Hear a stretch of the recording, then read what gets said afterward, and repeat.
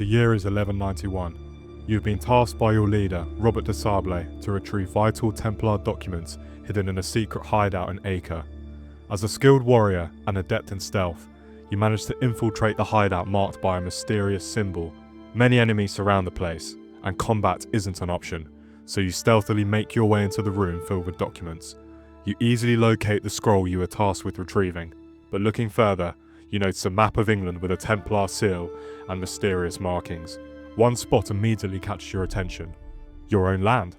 Shocked, you flip the map over, discovering your name atop an assassination list. Realizing you and your family in England are in grave danger, you do the only reasonable thing: escape home. On your way out, you're stopped by a hooded figure.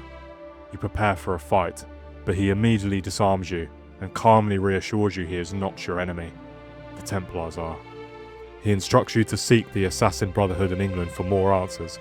His name is Altair, and he tasks you with stopping the rising Templar power in England whilst he promises to kill Robert. You rush home immediately, travelling day and night, camping only when absolutely necessary. Months later, you finally arrive in England. Having already warned your family through letter, they welcome you warmly. Your son, Robin, greets you openly, but you must quickly warn him of the impending evil. Over several days, you assemble your allies and discuss the looming threat.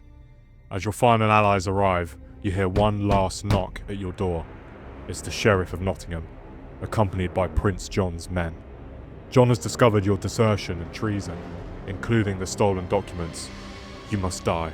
Robin has already escaped, equipped with your knowledge, but your wife and some allies remain, ready to fight valiantly. Despite their bravery, they are quickly overwhelmed. Soon, you're the only one left standing. Demoralized, you're forced to the ground by one of John's men, and the sheriff executes you mercilessly.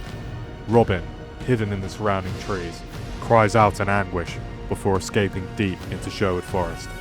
Your home burns behind him as your life is ended and land seized. The Templars have gained a valuable stronghold. Who will fight to stop them? So that's the prologue to a game idea I've had for a long time. Robin Hood, the legendary folk hero, battling corruption in medieval England, combined with a more linear Assassin's Creed style story. Sounds like a dream game, right? I'll dive into the bigger story beats shortly, but first, let's lay down the groundwork of what this game would look like. Ubisoft, if you're watching, I wouldn't mind a job. In countless tales, Robin Hood returns from the Crusades to find his land stolen, forced into becoming an outlaw. In others, he commits the grave Norman crime of killing a deer, or he's a random English longbowman who steals a noble's armour, with his low-born father responsible for drafting the bloody Magna Carta. My take is slightly different. Robin's dad was a crusader, but Robin himself wasn't. Instead, he witnesses Prince John and the sheriff seizing his father's lands, and flees into Sherwood Forest, where he's raised by a band of outlaws, distinct from the merry men. They teach Robin essential survival skills, perfectly normal things like thieving and combat. Robin spends 20 years with this group, but now, around 27 years old, his life finally finds true purpose. The game is set between 1214 and 1215, a time featured in the new Animus hub, during one of England's worst reigns, under the tyrannical King John, known historically as Lackland. The kingdom is plunged into chaos. John sleeps with the Baron's wives and heavily taxes his subjects. Facing outright rebellion, John realises he must assert control. He believes only one thing can help him. No, not friendship, but rather an ancient Isu artifact rumoured to lie near Sherwood Forest. He enlists the aid of Sherriff of Nottingham, secretly the Templar Grand Master of England. This is where Robin enters the story. Camped with his crew, Robin hears the cries of a boy pursued by horsemen. Investigating, they discover a boy clutching a scroll, chased by the sheriff's men led by the Guy of Gisborne. Robin, protector of the innocent, challenges them, and a fierce skirmish erupts. When reinforcements arrive, Robin's crew is overwhelmed, and all his crew are killed whilst valiantly defending the whole group. Robin, however, survives and defeats Gisborne, who flees to his master, the sheriff. Demoralized, Robin questions the boy about the scroll, discovering John's plots for the artifact.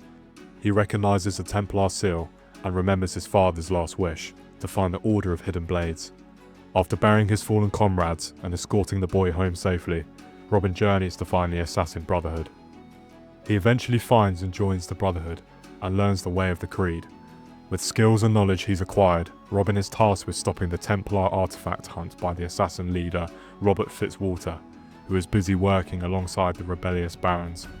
Returning to Sherwood Forest, now occupied in some parts by royal troops, Robin realises he can't succeed alone.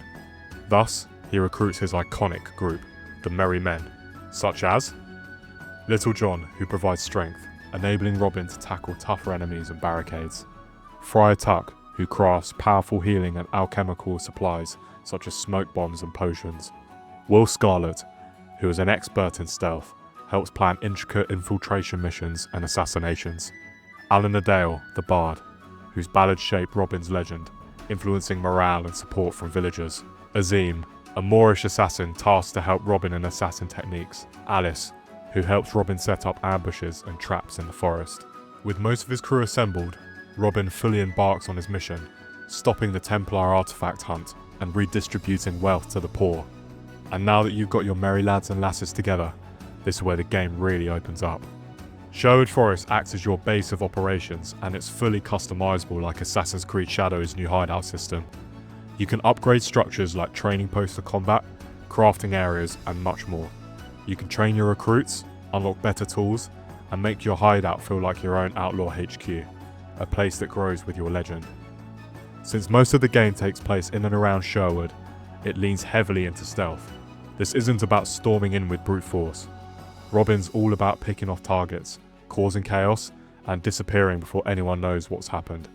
You'll be sneaking through camps, taking outposts deep in the forest, hiding in tall grass and tree branches, using the woodland to your advantage, reminiscent of the smooth tree-to-tree parkour like Connor in Assassin's Creed 3, but with more moss and medieval flair.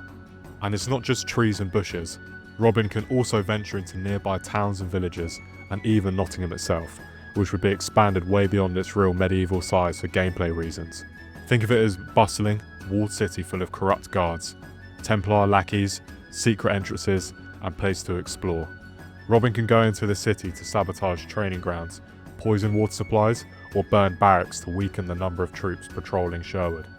And when it comes to taking out key figures or infiltrating estates, you can bring along your merry crew to run proper gang missions, complete with disguises, infiltration routes, and stealth kills. Nottingham, in particular, would be designed to allow for fast, stylish parkour, more like Assassin's Creed Unity, where you can climb, leap, and slide across rooftops with fluidity. You'll have missions where you might need to steal documents, sneak into noble mansions, or cause distractions during public events, while someone else in your crew does the dirty work. Robin has to hit fast, hit smart, and vanish into the crowd or the trees. Which brings me on to combat. Robin's not built like Yasuke or Eivor. He's not a tank. He's lean, quick, and precise. You won't be charging 10 enemies head on unless you've got backup from the Merry Men. When it's just you need to fight smart. You'll be relying on your tools: smoke bombs to vanish mid-fight, rope arrows to pull enemies off ledges or scale walls, fire arrows to light up oil barrels or enemy camps, and hallucination arrows to make enemies fight each other. It's all about trickery, planning, and clever escapes. There'll also be tournaments throughout the game, archery contests, duels, and maybe even sneaky infiltrated jousts. Sometimes you'll need a disguise to enter, especially in noble run events, but in smaller peasant tournaments, Robin is treated like a hero. Winning these events boosts your stats and gives you a bit of extra notoriety. As you win tourneys and complete missions, Alan Adale, your bard, will start singing about you in taverns and village markets. The more heroic your actions, the more inspiring his songs. Peasants will rise up and help you in fights. Guards will question orders and rebellion spreads. But if you're brutal, killing nobles left and right and hoarding gold, Alan might sing darker tales that make you feared. Either way, his songs actually change how NPCs react to you. Maid Marian also plays a huge role. She's the daughter of a Templar nobleman, but one who's growing disillusioned with the Order. She becomes one of Robin's most important informants, sneaking him info, warning him about targets, and even offering secret routes into enemy territory. She's not just a damsel in distress, she's an operator, working from the inside to bring down the Templars. And her missions really flesh out the assassination board, giving you deeper context for why certain targets need to go. Also, the game isn't a bloated open world map with 900 icons. It's focused. Every mission matters. Every assassination is personal. Robin, the Merry Men, King John, and the Sheriff all drive the story forward, and your choices actually have weight. Do you spare a corrupt noble in front of his family, or make an example of him? Do you take gold for your cause, or give it back to the people? It's all reflected in how people treat you, how your crew talk to you, and how your legend grows. Towards the end of the story, there's a truly standout boss battle against none other than William Marshall, a man widely regarded as the greatest knight to ever live, and claimed to have beaten over 500 knights in tournaments, which honestly, I 100% believe. And if it couldn't get any better, he served 4 kings in his lifetime, 5 if you count Henry the Younger. He was the Ronaldo of the medieval world, but with chainmail and a warhorse. By the time this story takes place, he's about 68 years old, which might sound ancient for a warrior, but he would still absolutely hold his own in a fight. What makes this battle even more compelling is that it's not about good versus evil, it's about honour versus conviction. William isn't some cartoon villain, he's a man bound by oath to serve King John. And even though he knows John is a corrupt tyrant, his sense of duty won't let him betray that promise. He's also one of the key players in the secret negotiations with the Assassin Order, so when the fight finally happens, it's emotional. It's reluctant. 2 warriors on opposite sides, doing what they believe is right. Easily one of the most powerful moments in the game. Now, moving on from my quick love letter to one of my favourite historical figures, after Robin has completed all of his missions and dismantled most of the Templar Order, only 2 enemies remain, King John and the Sherriff of Nottingham. These 2 have been chasing Robin since the beginning, and now it's time for payback. With full support from the rebellious barons, the full force of the Merry Men and Robert Fitzwater, Robin launched the final assault on Nottingham Castle. But before the army arrives, Robin infiltrates the castle himself, using stealth and strategy to sneak inside and open the gates. What follows is an all-out battle. Chaos erupts, fires light the night sky, and soldiers clash across the courtyard. This is the moment everything's been building towards. And then comes the final boss fight, the Sherriff of Nottingham. During this battle, the Sheriff reveals his true hand. He's the one who betrayed Robin's father. He was the one who told John that William had turned traitor. He was the one who discovered the artifact's location near your family's land. And of course, he's the one who forged the documents found in Acre that led to your father's death. Worst of all, he didn't just do it for power, he enjoyed it. He took pleasure in watching everything fall apart. His end goal is to use the artifact to overthrow John himself and rule England through fear. But not on your watch, and with that, his fate is sealed. After the castle is taken and the Sheriff lies dead, the Merry Men uncover a massive hoard of treasure that the Sheriff has been accumulating.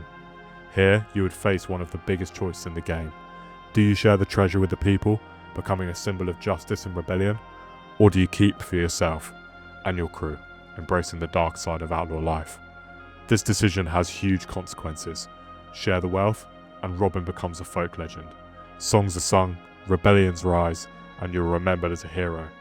But if you hoard the treasure, Robin becomes a feared figure, still fighting the Templars, but no longer trusted by the common folk. You never harm the poor, but they fear what you've become. Then we reach the epilogue. It's revealed that King John has fled south to Runnymede, where he's forced to sign a historic and arguably most important document ever, the Magna Carta. Robin and his companions are invited to witness the moment. You get to walk through the rebel camp, speak to all your surviving allies, and reflect on everything that's happened. Robin even sits down beside the spirits of his mother and father, who talk him through each major decision the player made, honourable or dishonourable, and show how those choices have shaped his path. Eventually, John signs the Magna Carta, a document that not only limits royal power, but also weakens the grip of the Templars over England. It's a satisfying close to Robin's journey, marking him as a symbol of hope and resistance. But of course, it's not quite over. In the post-credit scene, we see John writing a letter to the Pope, declaring that he has no intention of following the Magna Carta. He's going to tear it up, ignore it. This sets up the infamous Barons' War, a perfect setup for a DLC where Robin once again has to step out of the shadows and face a new wave of Templar schemes, this time in a country spiralling back into war. And that brings us to the end of my first video. I really hope you enjoyed this breakdown of the Robin Hood Assassin's Creed concept. If you've got questions, feedback, or ideas to expand it even more, drop them below. Thanks for watching, and I'll see you next time.